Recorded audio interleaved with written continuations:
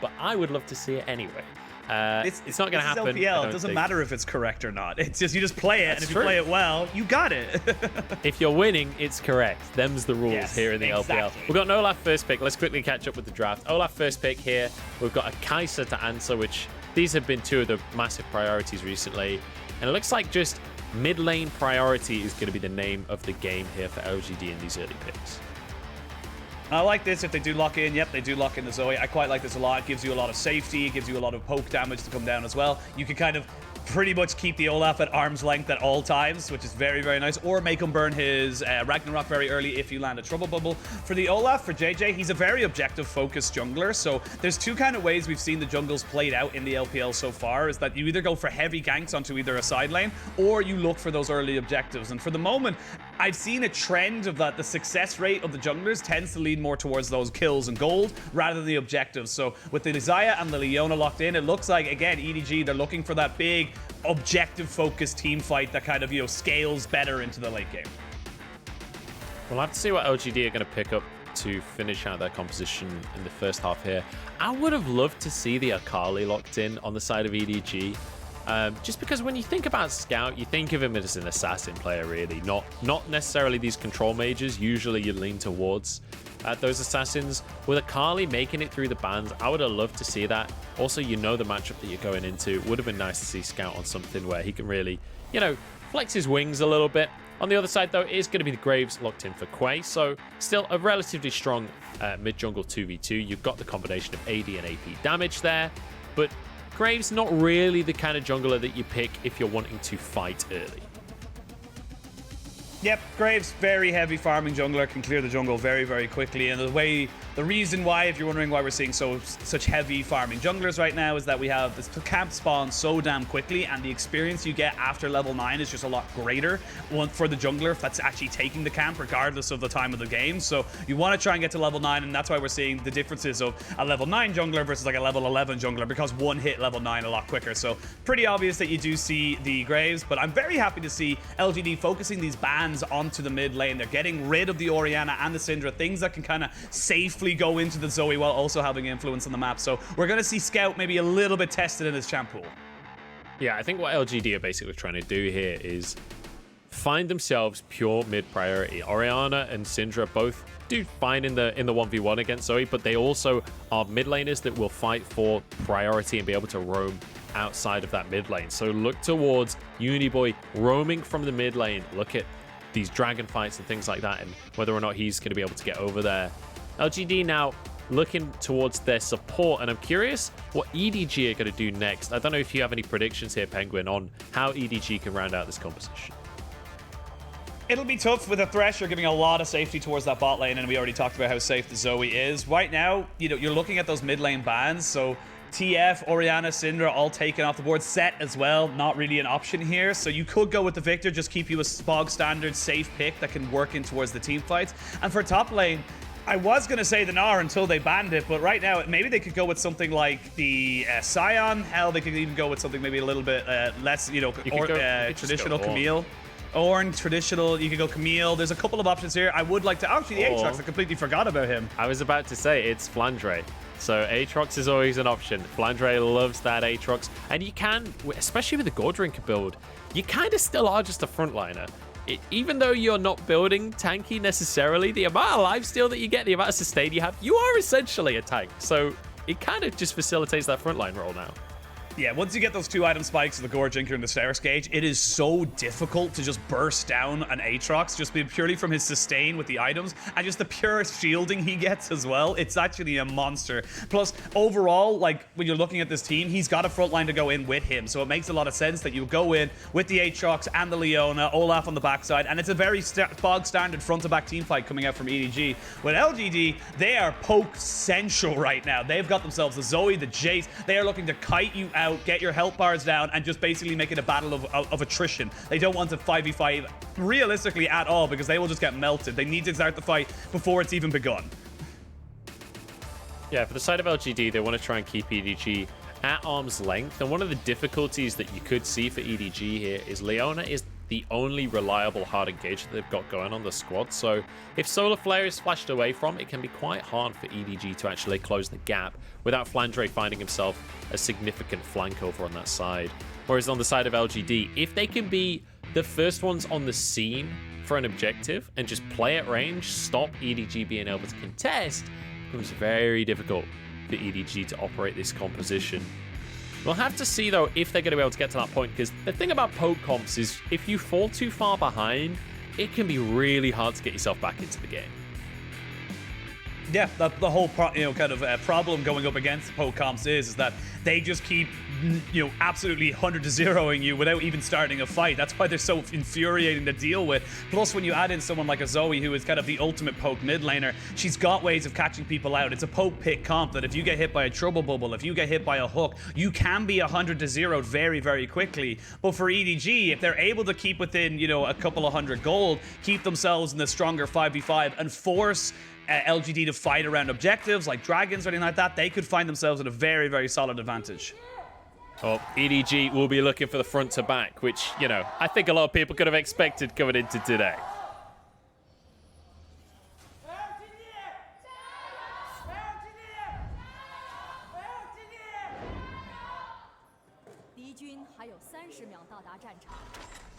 Support coming out strong here for our two teams. And let's just remember as well that these are two historic organizations going head to head here. These are both LPL veteran organizations. And there's more on the line here than just the standings as of right now. But certainly for EDG, the standings as they are phenomenal. When you consider the recent performance in the last couple of years from EDG, the last time EDG had a really, really great performance was like 2017. That's a long time ago when you consider that EDG used to be one of the squads that people thought about as the world's representative for LPL. So with the way that this squad has been going so far, with a flawless season so far, maybe, just maybe, this is finally the return to glory for EDG. And it's an exciting time for EDG fans. You look at this lineup and you can't help but feel like we said in the Bevies with the Boys episode of for the LPL with all six of us, is that Lyric and Clement are excited for this side. They are excited for this team. Jiejie, Flandre, Scout, Viper, Meiko. These are big, big names. I would argue maybe top 5 in their role at minimum. And that's why you can get excited for them. And right now, like you said, they're looking solid. They're looking good. What I want to see from them here, from an LGD that, like we said, is a very, very, very new squad in terms of its coming together. I want to see clean League of Legends. I want to see them, as we've seen them so far, execute on their composition, make sure they're not giving LGD the chance to move forward and make their composition work, and just come out with a clean win if I want to get really excited for them. This can't be scrappy.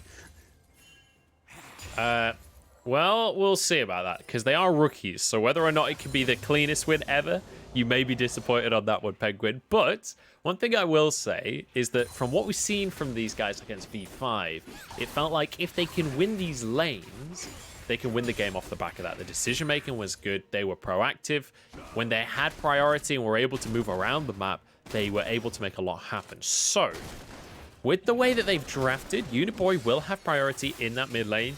You've got Quay as well, who on this Graves is going to be able to roam around the map very, very quickly. You've got Cult will have infinite priority towards the top side. And down in that bottom lane as well, with Kaisa against Xayah, when you have kill threat, when Chance can find a good position, you can get priority, although you'd expect Xayah to be the one leading the charge when it comes to that wave clear and therefore bot lane priority. So there's a lot to work with here for LGD, and if they can make some plays happen early and get themselves a gold lead, this is a team that you cannot just count out. Yeah, like you said, they pretty much picked winning lanes across the board. The Jayce will always have the push in onto the atrox. Zoe can clear the waves very, very, very, very quickly and efficiently, as you can see here. Does mean that Quay has got pure safety to walk into mid lane, pick up a scuttle, go over to the other side, pick up another scuttle. And overall, they have got the priority. But the big thing I want to see from LGD is how do they use that priority? It's always the biggest problem we kind of see with certain teams in the LPL. It's like, yes, you got an advantage, but what are you doing with it? And that's going to be the biggest test, I feel, for LGD in this series. And, oh, we're going to have a fight. 2v2 in the bot side. Garvey's in trouble. Flashes away, but one more auto should do the trick. Garvey ticking down, but he survives on barely any HP. But the Q goes through and the feathers pierce his heart. And that is the issue when you're having your top laner in your ADC position. You step too close to the fire and Meiko will punish you. He immediately goes aggressive. You've got the Ignite available to you as well. And that's why Leona is such a problem in, for duos right now, is that if your Thresh isn't playing super far back and that Leona catches on top of you, you have no escape. And let's just remember the bot lane that they're up against. In fact, let's take another look at the replay first, because Garvey already fairly low on HP here. I think he just walked in front of the feathers. And then at that point, once you're rooted, you already know how that fight's going to go. Yeah, it was good from Garvey to survive as long as he did and force everything out of EDG. So as you can see across the board, apart from the Ignite on chance, everything was used. There's no flashes or, combat summoner spells for the EDG bot lane. So, but I imagine with Jiejie being the objective focus and kind of, the guy who he is on this Olaf, he should be feeling pretty confident to maybe make something work now in this bot side, knowing that Garvey has not really any kind of escape for a very long time. Certainly could look towards that bottom side from the side of Jiejie, but whether or not he goes down there is going to be a different question. Scout going to finally get some priority in that mid lane. I think they're just trying to free him up so he can finally get a reset off and grab himself some items there. In the meantime, though, I do want to talk about this roster for the side of LGD and specifically Uniboy, because I feel like this is a real opportunity for Uniboy. And granted, not that many people are excited about this LGD roster coming into this year, right? This is not a team that people are putting at the top of their power rankings, and partly that's because of the fresh talent that's on this squad. But you can get excited about that fresh talent. People like Uniboy stepped onto the world stage as a sub for PSG, managed to show up massively. Like, I think that this is a fantastic opportunity that he has earned for himself off the back of his Worlds performance, and I'm excited to see what he can individually do on the LPL stage, because he's come over from the PCS, sorry, and let's be realistic here. When it comes to mid laners going into the LPL, going up against players like Rookie, players like Scout, for example, these are opportunities to show what you're made of.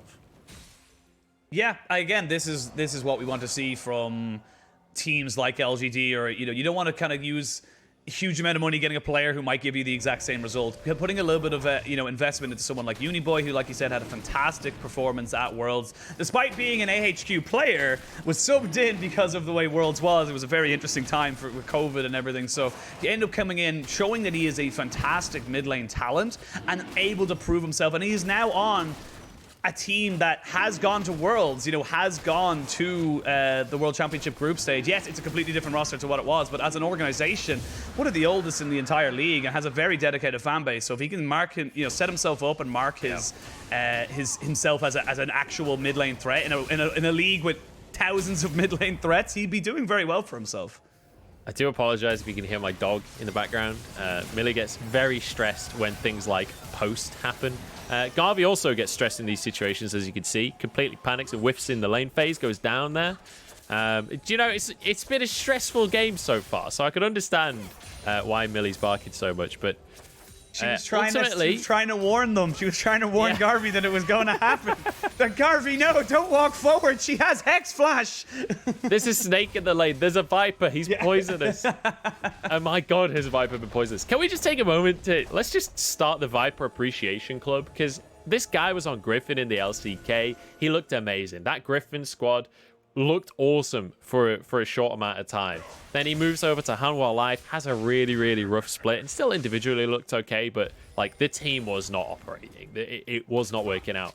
Moves over to the LPL, and what a debut this guy has had. Every single game, it feels like Viper is popping off. Him and the veteran support of Meiko feels like a match made in heaven. Heavy trading up on the top side here. Of course, going to get away with it. But yeah, this bot lane 2v2 for EDG has gone from one of their weakest parts on the map to one of their absolute strengths. Yeah, it's been a bit of a roller coaster if you look at Viper's history. Number one in LCK Spring with Griffin, of course, then lost 0-3 to SKT in the finals, came second in that. First again in 2019 summer, unfortunately again losing 3-1 to SKT, and then went to Hanwha Life. Didn't really have a huge amount of success, like you said, but has proven time and time again that he is a very, very strong ADC that needs to be respected overall in the LCK, and now finding a roster in EDG. And I feel like it's a great fit for EDG because they're very methodical, they're very by the book, like we said. But with Viper, he adds that little bit of flair that can just pop off at any moment. And even looking elsewhere on the roster for EDG, there's plenty more to get excited about. Because obviously, Meiko, Scout, Jiejie, these are guys that were here last year. This is part of the system. But then Flandre, the top laner that they've plugged into this squad, Meiko is going to be fine. I wasn't sure if they were going to try and make the play there as Jiejie starts off this Herald.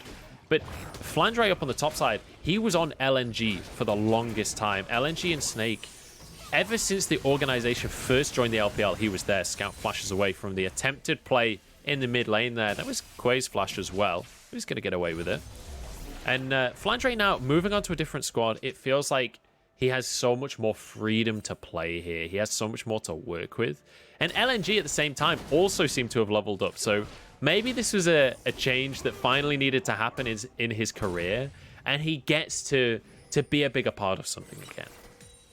And it's kind of just as a weird anecdote, I suppose. It feels like EDG are assembling the Infinity Gauntlet. They've got all these different pieces that are scattered around the LPL and LCK universe, and they finally got them all together and perfectly balanced, like all things should be. And like we talked about, and why we're getting a little bit excited for this team is that yes, they're going to have growing pains. Yes, they're going to have slight issues of coordination sometimes, but their fundamentals have been incredibly solid. Their understandings of their team comps and when they're strong has been incredibly good. So this is an exciting roster that could potentially come out and really, cement themselves back at the upper echelons of the LPL, because this is a team. EDG as an organization used to be EDG RNG. That was the finals. That was it, always and forever. And it's nice to see them come back to that level of success potentially in this year.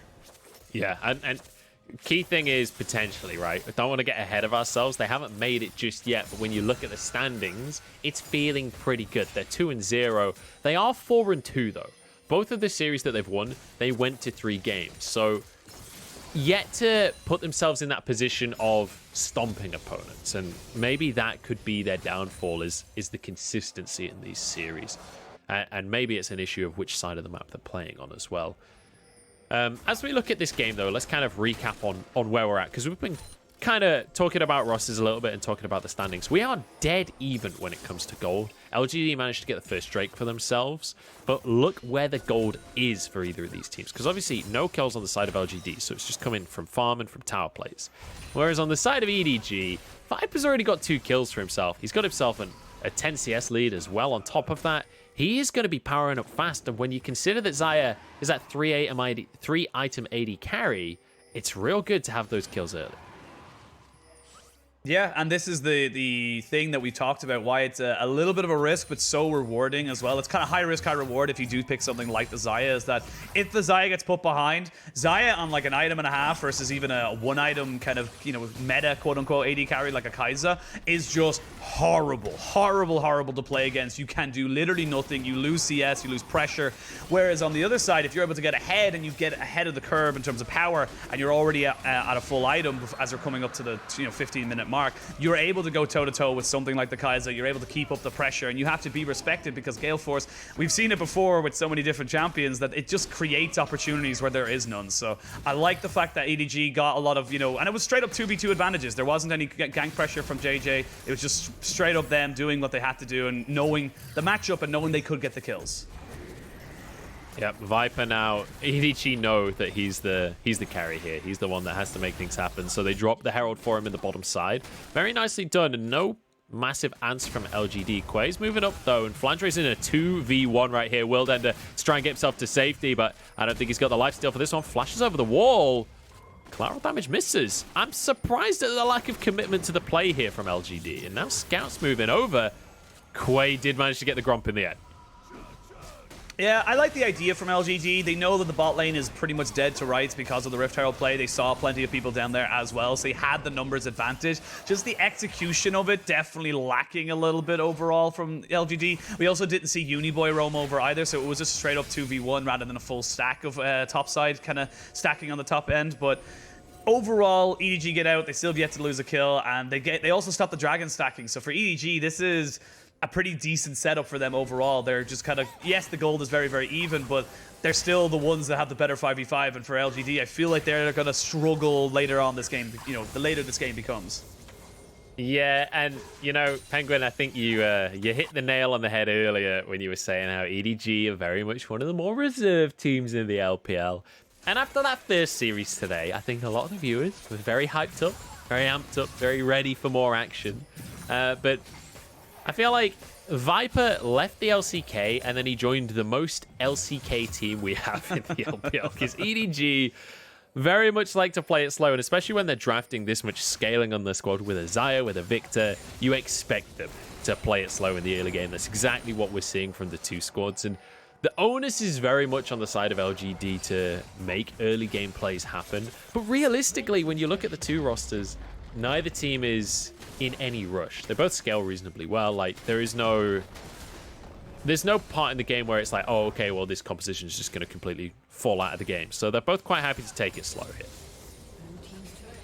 Slow and steady wins the race. They do lose a bit of pressure on the top side, but they gained it up. Or sorry, the bot side, they gained it in the top side. So it's a straight up trade. And EDG are definitely, like we talked about, one of the teams that are totally happy taking this trade because you're keeping it within their wheelhouse. I feel like the way to take down EDG is to just throw in chaos. The likes of IG, FBX, those kind of teams are going to be a lot more difficult for EDG purely because they're pure chaos. They just throw things at it. It's like, we're going to fight you over this. It's like, wait, why? Oh, I don't know. Why not? Like, we're just going to throw it here and we're going to fight over this Red Bull. Someone like Rogue Warriors, like we talked about earlier on in the week, these guys are going to be kind of the bigger test for EDG because if you play their game, they're just going to be better at it than you. That's just, unfortunately, that's just how it is.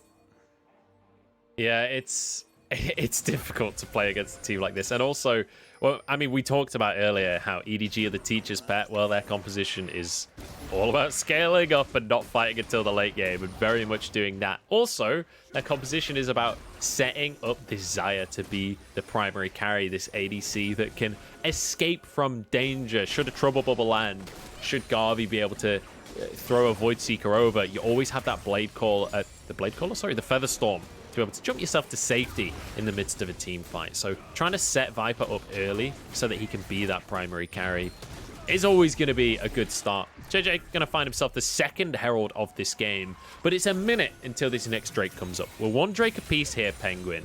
Are you expecting one team to have priority here over the other? Yeah, EDG straight up. You can have a look at the lanes. They're getting mid lane kind of set up for them. They're throwing Flandre up to the top side with that TP available to him as well. They are going to get a full reset. We can see just there, right at the Rift Herald fight, how difficult it is for LGD to walk into this EDG lineup because of just purely the engage and just the control they have with this Viktor and the Xayah. You have to watch the feathers. You have to be careful of the gravity gate. You have to, or yeah, the gravity field. You have to be careful of so many little things. If your skill shots don't land, if you don't have the paddle star landing, and you get hit by a laser like that from Garvey, you don't have a chance in this fight. So you can see already EDG just asserting dominance, saying, we know we're stronger in a straight-up 5v5 if you don't hit your skill shots. Uniboy finds a trouble bubble here. The Krugs are going to ruin everything, though. The two tiny Krugs just come and sit on top of Uniboy. The sixth and seventh man. Yeah, unlucky there. I've been there. I've been that Zoe. It sucks when you get minion blocks on your Qs after a bubble, but we're going to see the fight for mid lane priority because the dragon is now up on the board, and you can see Jiejie on the right side of the map. Garvey, interestingly, going for the Kraken Slayer, not for the Gale Force here. So a much more late game focused version of the Kaisa here, where you're not looking for the early burst damage. You're not necessarily looking even to be the assassin. You're looking to be that crit AD carry. Herald dropped in the mid lane, though.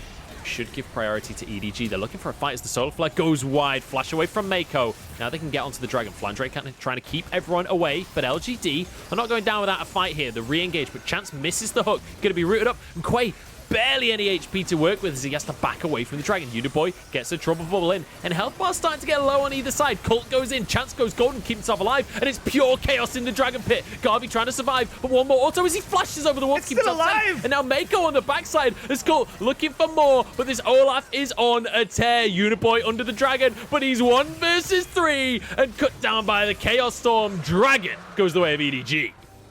Dragon was just putting down so much damage. You can see Quay goes down to about 200 HP before that fight even begins. It was a smart move from LGD, like we said, to try and keep EDG at arm's length, but EDG did not let them just dictate the pace. They did not let them just take anything for free. They jumped straight on top of them, and you can see once Scout and Jiejie are still alive, they can just tear up the end of the fight. It doesn't matter that you took down the AD carry. Yeah, good hook by Chance there, but when we take another look at what actually happened, the start of the fight was not fighting, basically. The start of the fight was both teams desperately trying to tiptoe around this one and not get caught. That's the ult, though, from Viper that we talked about earlier.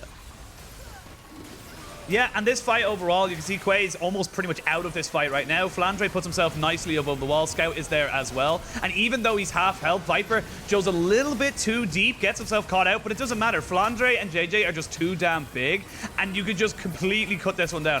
Uniboy tries his very, very best to make this as equal trade as possible, but with having the Chaos Storm still available to you, he was always going to be bursted down. He had his flash available, but at that point, you're always going to die. So, like that he didn't use it, like that he tried his best, but it's so hard when you can't kill off Scout. You have to just, you know, commit everything to Viper, then you're just left with nothing left in the tank from the side of LGD. So, EDG, they kind of just clean up house after that. Yeah, really, really difficult to win these fights at this point. And let's bear in mind what we talked about earlier. LGD don't actually want a straight up 5v5, and they definitely don't want Uniboy to be caught out without a hope or a prayer here. He's going to try and get away. Has Flash available, but I don't think there's any getaway. Maybe should have just held on to Flash, honestly, because 3v1, not much hope of escaping. When the pick cop's getting picked, you know you're in trouble. That is an unfortunate time to, as I said, you kept your flash from the last fight. You used it in that particular incident. Probably not the best situation. Look at the player go. Viper's almost on 10k. He is so far ahead. He is nearly 2,000 gold ahead of his counterpart in Garvey. And on a scaling ADC like the Xayah, that's just so difficult to deal with Viper having the heal, the feathers, or sorry, the feathers fly, and of course the flash. It's just going to be becoming more and more difficult to lock down this AD carry. And he has a stopwatch in the back pocket as well. So killing off Viper is no longer an option for you on the side of LGD. You need another win condition. Yeah, I mean, even when you just look at the runes, it tells a story. Hang on a second here. Scout's trying to get away with a recall. Chance isn't going to let him, though. The Chaos Storm comes on down, and there's a TP coming through as well. Scout flashes, dodges the hook, keeps himself alive, and gets one in the 1v2. And now Quay, chased out of the fight by Flandre. Cult is here, though, and suddenly the numbers advantage to LGD. But Cult's gone too deep, too fast. Will survive for now. Flandre trying to keep this fight going as Viper, I guess he's just going to settle for chickens. That's the advantage we're going to find, I guess. They try to go for a pick, but look at the map state. Look where everything is in terms of, you know, the minions and the waves. That's going to, yes, you gain a kill, but you lose one. So it's a 1-for-1 trade, and you lose a tower, and the rest of the waves are pushing into you. It's a bit desperate from LGD. You can see they're scrapping to try and find something, but EDG, they've got the answers. Beautifully done here by EDG. They lose the fight overall, but ultimately they gain more on the map. They have Viper pushing in the mid lane, and they're more than happy to play the game in that way. Look at Jiejie's score as well, 202. He's now got the Hysterics. We talked about this earlier. The 2-item spike of the Goldrink Hysterics makes you completely invincible. Well, Jiejie's already there. Flandre's not far away. This late game teamfight composition that we talked about, they're almost there. We're only 22 minutes in. We're not at the late game, but they almost are. It is only a 4,000 gold lead, but it feels so much worse when you're against a team like this from EDG. And LGD, they need to catch someone out. They need to have a flash of brilliance, a mistake from someone on EDG, which is asking a lot when we talk about these guys being the, you know, the slow and steady wins the race kind of team. And that is how they come back into this game. But for EDG, they just want to keep playing the way they're playing. They're doing nothing wrong. They're going to keep keeping the waves in their favor. They could fight 5v5 over objectives. They have 3 items onto Viper. They are at the strongest. And they're going to keep getting stronger. They're now no longer at a deficit in terms of, you know, the composition, quote unquote, having the early game. Because the early game just didn't go in favor of LGD. And I want to... Hang on, we've got a fight coming up. There's Dragon in 20 seconds. We'll come back to this conversation because I think we're about to see everything explode here, Penguin. Oh, the flank. Flandre is trying to find the flank, and we talked about this earlier. You got Meiko as the hard engage, and the flanks from Flandre Cult forced the flash out of the fight here. Good solar flare from Meiko to force that summoner. That should just be Dragon for EDG now, as it becomes incredibly difficult for LGD to face check in. And this is why Gale Force is considered an quote-unquote OP item. It's not inherently OP, but it adds so much extra room for skill expression for the top players in the world. Viper is able to take out half HP because Cult thinks he's at a safe distance. Boom, one little octave down, and he's not at a safe distance, half health. They gain the dragon, and this is perfect. This is textbook from EDG. They take the dragon, they can now transition to pushing in the mid lane, getting vision control over this top side, and try pressuring the Baron. Get this, EDG really know how to build the pressure. And I want to clarify something that was said earlier on in the cast, that we described EDG as the most LCK-like team in the LPL, at least in my opinion so far this split. And I want to reiterate that I don't think that they're just a slow team. I just think that they are the team that is most interested in playing correctly. And with a composition like this, that means playing slow in the early game, right? Because you need to get a couple of items before your carries come online.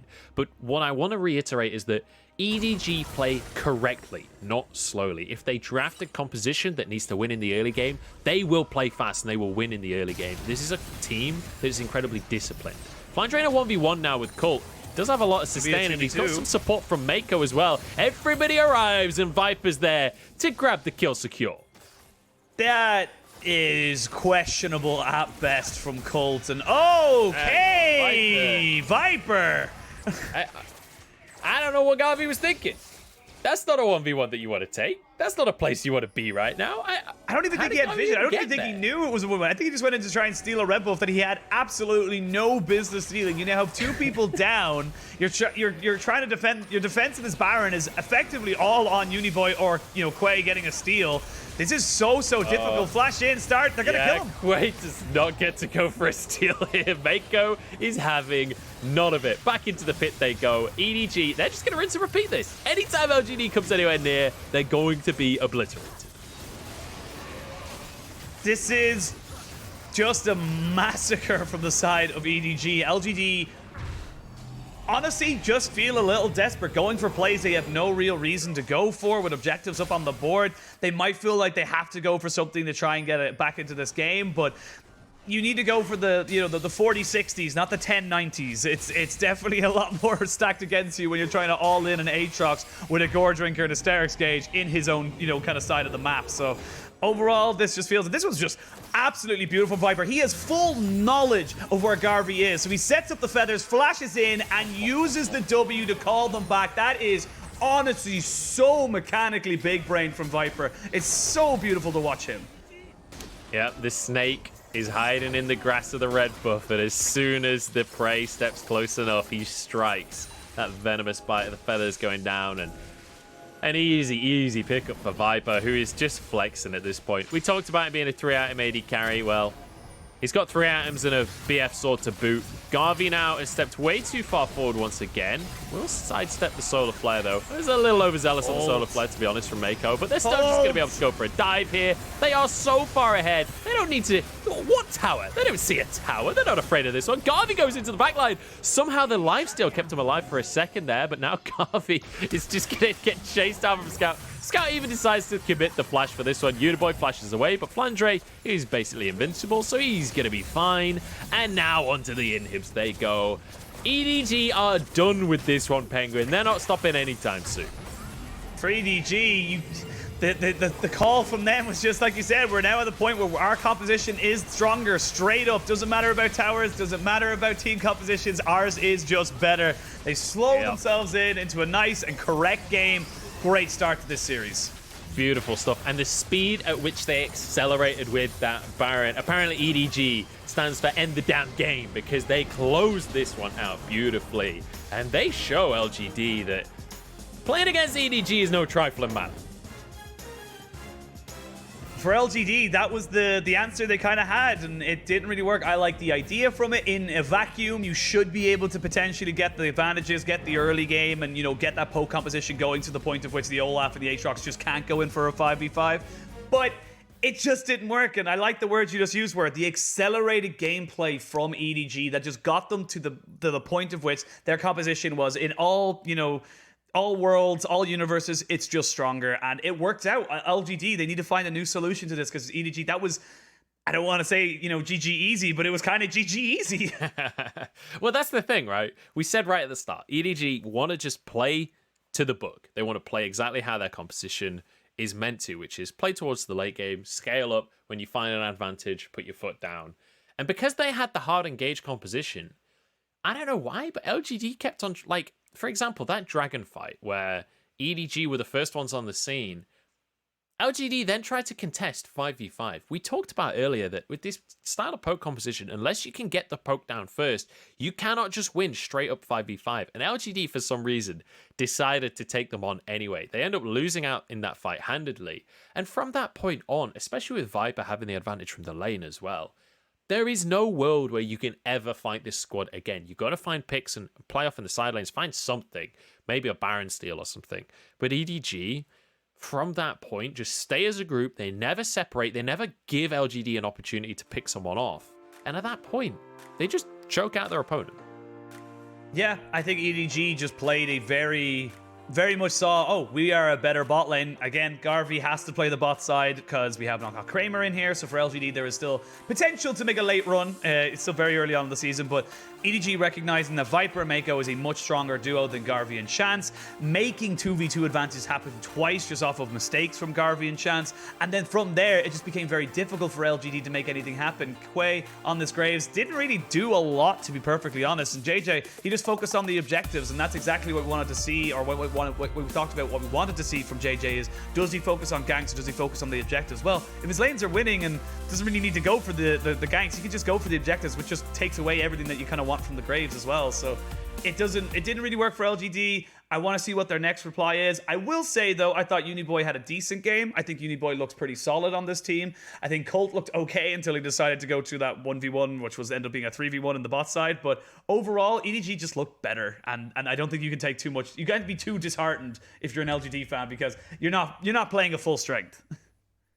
Yeah, I mean, I think it's easy enough to describe this as, like, especially when it came compositionally and in terms of the way that the players play, this felt like LGD didn't really have much of an identity going for themselves, whereas EDG had a very clear, very set identity and way to play the game, and it was an easier identity than what LGD had as well. So a comfortable win here for EDG, as you'd expect coming into the series, but EDG have yet to win a 2-0 series this split. We're going to jump into a quick break. We'll find out if they can change that for us